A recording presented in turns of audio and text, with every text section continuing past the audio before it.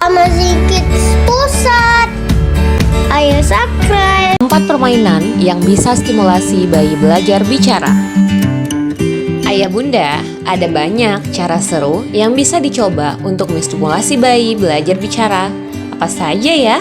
Pertama, bernyanyi. Salah satu metode belajar yang paling efektif dan disukai oleh bayi. Nyanyikan lagu di depan anak secara perlahan serta artikulasi yang jelas. Ulangi menyanyikan lagu tersebut selama beberapa kali hingga si kecil perlahan mengikuti 1 atau 2 kata yang ayah bunda ucapkan. Tips, pertama-tama cobalah menyanyikan sebuah lagu anak dengan kalimat-kalimat yang pendek dan mudah diucapkan. Misalnya, balonku ada 5 atau satu-satu aku sayang ibu.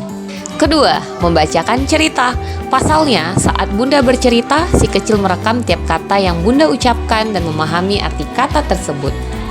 Tipsnya, sebagai stimulasi tambahan, bunda juga bisa menggunakan voicebook yang dilengkapi dengan speaker kecil yang dapat bersuara ketika suatu tombol ditekan. Misalnya, ketika bunda menekan tombol bergambar ayam, maka akan muncul suara ayam. Yang ketiga, bermain flashcard. Aktivitas tanya jawab menggunakan kartu bergambar atau flashcard merupakan salah satu cara yang efektif untuk memperkaya kosakata si kecil.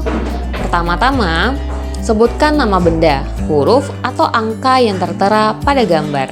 Berikutnya, coba minta si kecil menyebutkan gambar, huruf, atau angka yang sedang bunda pegang. Jangan malas untuk mengkoreksi pengucapan kata yang salah ya bunda. Pastikan si kecil menggunakan bahasa dan struktur kata yang benar. Keempat, bermain hand puppet.